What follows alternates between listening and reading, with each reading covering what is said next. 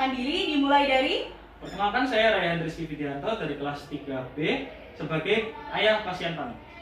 Perkenalkan, nama saya Anzalna Firza Arifa, saya dari kelas 3A sebagai apoteker PANU. Perkenalkan, saya Brilian Eka Putri dari kelas 3A sebagai pasien akne vulgaris. Perkenalkan, saya Nurainatul Malviro, saya dari kelas 3A, saya sebagai asisten apoteker PANU. Perkenalkan, nama saya Sinta Octavia Merida, saya dari kelas 3A, saya di sini sebagai apoteker akne vulgaris. Perkenalkan, nama saya Sintia Safa Nida dari kelas 3B sebagai teman pasien. Perkenalkan, nama saya Abelita Setia Indah dari 3B. Saya di sini sebagai asisten apoteker akne vulgaris. Perkenalkan, nama saya Rizky Anandiswanto dari S1 Farmasi 3B, saya sebagai pasien PANU. Di sini kami akan mempersembahkan video, yaitu sebuah studi kasus tentang akne vulgaris dan juga PANU. Kita melakukan video ini yaitu sebagai tugas dari mata kuliah Swamedikasi. 2, 3. Selamat menyaksikan!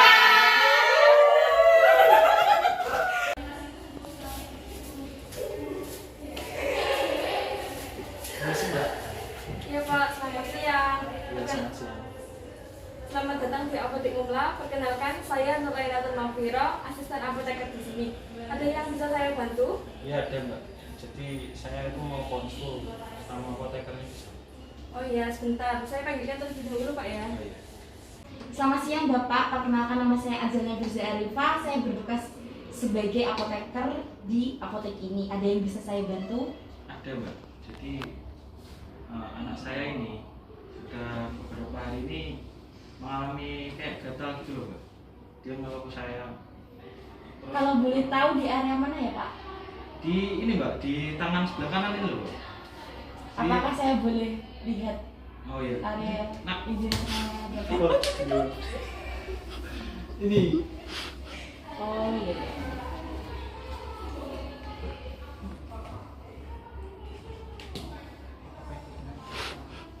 itu apa namanya? Tadi Mbak sudah lihat kan ya? Itu kira-kira itu penyakit apa ya? Jadi dari saya lihat terus sesuai dengan keluhan yang dirasakan oleh anak Bapak. Jadi anak Bapak ini menderita penyakit PANU Bapak. Oh, PANU ya? Iya. Terus untuk kemarin-kemarin yang telah dirasakan anak Bapak kan udah beberapa hari nih terasa gatal. Untuk pengobatan di rumah telah Bapak berikan apa ya? Terus atau ada pengobatan lain? Terus apa sudah konsul ke dokter? Belum ada sih Mbak, kalau dikasih obat-obat itu belum ada. Tapi kalau kemarin-kemarin itu kalau dia gatal, itu saya kasih lengkuas di kayak geprek itu Mbak, terus Terus diolesin. diolesin ke Nah, area tapi kok ternyata kok gak ampuh ya? Iya, memang untuk lengkuas tersebut tidak efektif bagi pengobatan PANU, itu cuma penunjang saja. Jadi gini Bapak, memang untuk lengkuas kurang efektif bagi terapi penyakit PANU tersebut. Jadi untuk lengkuas itu sebagai terapi non farmakologisnya untuk penunjang agar cepat sembuhnya, pemulihannya, terus agar tidak menyebar kemana-mana. Jadi diberikan salep. Salep ya? Iya, salep yang mengandung clotrimazole Bapak. Clotrimazole? Iya. Bentuk salepnya itu gimana ya Mbak? Oke Bapak, sebentar. Saya akan memanggil asisten saya terlebih dahulu. Mbak Ella? Iya Bu. Jadi ini Mbak, sebenarnya menyebabkan saya telah menggunakan saya. Bapak?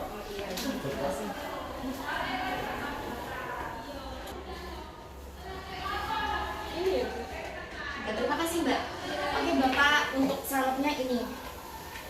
Untuk salep mengandung clotrimazole, ini ampuh banget untuk penyakit PANU. Saya merekomendasikan ini.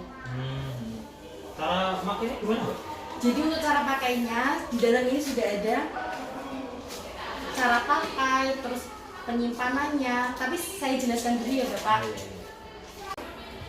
Jadi untuk cara pakainya bisa dioleskan 2-3 kali sehari setelah mandi, atau Bapak bisa bersihkan dulu area PANU tersebut, atau seperti dibersihin pakai alkohol juga bisa. Karena apa? Terkadang PANU itu ada lapisan di luarnya itu kayak bersilit gitu kan. Dibersihkan terlebih dahulu agar salep ini dapat cepat meresap kulit. Terus tangannya ini dibersihkan dulu ya Mbak? Iya, Bisa, dibersihkan dulu. kalau pakai air aja bisa juga ya? Nggak apa-apa bapak, terus digosok-gosokin gitu. Baru di anu salepnya ini? Iya, baru diolesin salep ini. Untuk penyimpanannya di suhu ruang bapak. Selain dikasih salep ini, dikasih apa lagi ya Mbak? Biar Jadi cepat? untuk menunjang agar cepat pulih bapak ada terapi non farmakologisnya. Yang pertama bisa anak bapak ini rutin untuk mandi 2-3 kali sehari gitu. Terus yang kedua, menghindari untuk keringat berlebih atau yang bisa mengakibatkan anak bapak ini cepat berkeringat. Jadi untuk berolahraga cepatlah harus mandi gitu bapak. Oh iya. Cepat-cepat mandi. Memang susah disuruh mandi. Iya ya, memang anak kecil gitu bapak. Memang sulit. Dengar tuh kata Mbak. Iya Pak. Jadi untuk kedepannya, jika anak bapak merasakan gatal di area panu, saya tidak menganjurkan untuk digaruk ya bapak, karena nanti akan menimbulkan infeksi berlebih di area panu. Terus kalau bisa bapak untuk handuk yang dipakai saat mandi itu sering ganti, bisa 1 minggu 2 kali atau 3 kali ganti handuk yang baru. Terus sering-seringlah mengganti pakaian. Terkadang kan anak bapak ini laki-laki ya, terkadang malas-malasan ketika habis main bola atau apa kan pasti berkeringat ya bapak. Sering terus langsung mandi, langsung ganti baju baru gitu. Iya Mbak, jadi ya gitulah anak saya. Biasanya kalau dia nggak mandi ya nggak ganti baju Mbak. Nah, Jadi mungkin itu ya penyebabnya ya? iya, itu juga bisa penyebabnya Pak. Terus panu ini bisa disebabkan oleh jamur juga. Dari kelembapan kulit juga bisa menunjang tersebut. Jadi harus sering-sering mandi, jaga kebersihan tubuhnya. Iya. Jadi itu tugas dari orang tuanya, jangan sampai lalai lah. Kasihan nanti kalau untuk bercak panunya menyebar di tubuh lain. Bentul-bentul. Bapak telah memberikan salep ini, jika tidak ada perubahan ataupun anak bapak merasa gatal yang berlebih, bisa bapak langsung konsultasi ke dokter saja. Karena ini hanya swamedikasi adalah pengobatan mandiri bapak. Untuk berlanjutan nanti bisa langsung ke dokter. Iya. Ya udah, kalau gitu terima kasih ya Mbak ya. Iya bapak, sama-sama. Semoga cepat sembuh ya pak Iya ya. Pak, terima kasih Mbak. Iya. Ayo, ini kasir tak beli rumah di mau tamu-tamu hujan terus ini. Iya Pak. Mbak, ini Iya, Pak. sudah tadi Mbak. Ini berapa ya Pak? Oh, ini 16.000 Pak. Bentar saya ambilkan kantong terlebih dahulu Pak. Iya Pak.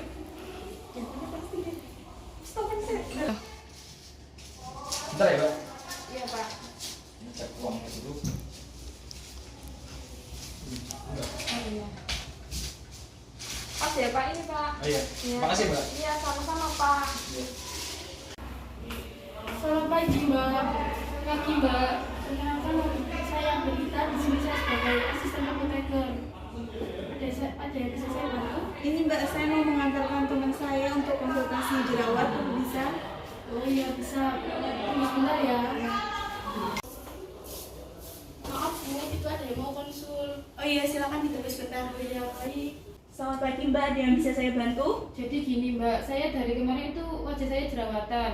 Padahal sebelumnya belum pernah seperti ini. Jadi gimana ya Mbak? Mbaknya umur berapa tahun? 20 tahun Mbak. Boleh tolong dibuka maskernya sebentar Mbak? Oke, jadi berdasarkan yang saya lihat, jerawat Mbak ini ada yang besar dan juga ada yang kecil. Nah, jerawat yang kecil-kecil yang merah-merah itu kemungkinan disebabkan oleh skincare atau kosmetik yang Mbak gunakan. Nah, apakah baru-baru ini Mbak menggunakan skincare atau ganti skincare mungkin? Oh iya, saya baru ingat Mbak. Saya kemarin itu sempat pakai skincare. Soalnya direkomendasikan dari teman saya. Dia habis pakai skincare itu wajahnya itu mulus gitu Mbak. Jadi gini ya Mbak, untuk penggunaan skincare di setiap kulit itu beda-beda hasilnya. Nah, skincare yang cocok di teman kita itu belum tentu cocok di kita. Nah, itu tergantung sensitivitas dari kulit kita gitu. Nah, jadi selain itu juga mungkin penggunaan make up atau mungkin Mbak dari luar itu mungkin wajahnya tidak dibersihkan itu juga bisa menyebabkan jerawat Mbak. Oh jadi pembersihan wajah itu juga berpengaruh ya Mbak? Iya Mbak, itu juga sangat berpengaruh. Jadi kira-kira jerawat saya ini karena kosmetik atau gimana ya Mbak? Mungkin bisa juga itu disebabkan oleh skincare yang tidak cocok gitu Mbak. Mbak, jadi solusinya gimana ya Mbak? Sebelumnya saya ingin bertanya, apakah Mbak ini pernah menggunakan obat untuk jerawat? Belum pernah Mbak. Oke, jadi tunggu sebentar ya Mbak, biar diambilkan obatnya terlebih dahulu. Ya, Mbak. Mbak, diambilkan obatnya.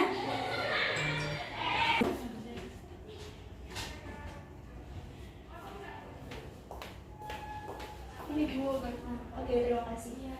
Jadi gini ya Mbak, saya ada rekomendasi salep jerawat. Nah ini tuh salepnya mengandung asam salisilat dan juga sulfur. Nah untuk penggunaannya sendiri ini digunakan 2 kali sehari. Jadi sebelum menggunakan salep itu Mbak cuci tangan terlebih dahulu, kemudian salepnya ditaruh di ujung jari, kemudian digunakan pada area yang berjerawat. Nah apabila 3 hari ke depan jerawatnya ini sudah sembuh, Mbak bisa melanjutkan penggunaannya. Apabila nanti terdapat iritasi, Mbak dapat datang ke dokter kulit terdekat. Oh jadi gitu ya Mbak. Kalau misalkan jerawat saya sembuh, gimana solusinya, dan kalau lebih parah gimana ya Mbak? Untuk solusinya, kalau jerawat Mbak ini lebih parah, hentikan penggunaan obat ini ya Mbak. Mbak bisa datang ke vaskes terdekat atau ke dokter kulit. Nah apabila jerawat Mbak sudah sembuh, itu hentikan saja penggunaan obat ini. Oh ya Mbak, makasih. Terus untuk selain menggunakan salep, apakah ada cara lain? Iya Mbak, ada. Jadi selain menggunakan salep, Mbak ini bisa nanti sampai di rumah menggunakan mentimur, nanti ditempelkan pada daerah yang berjerawat. Nah ini akan membuat efek dingin untuk jerawat dan mencegah iritasi kulit. Selain itu, Mbak juga dapat menggunakan pasta gigi yang mengandung triklosan dan juga hidrogen peroksida. Nah, digunakan pada malam hari, kemudian dicuci atau dibasuh mukanya pada pagi hari ya Mbak.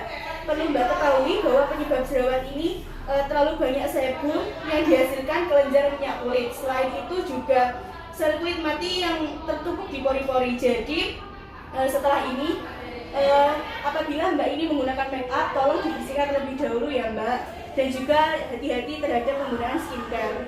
Mbak. Bagaimana? Apakah sudah jelas informasinya? Sudah Mbak. Silakan melakukan pembayaran di kasir. Mbak, ini saya mau bayar. Iya Mbak. Sebentar ya, saya berikan uang dulu ya Mbak.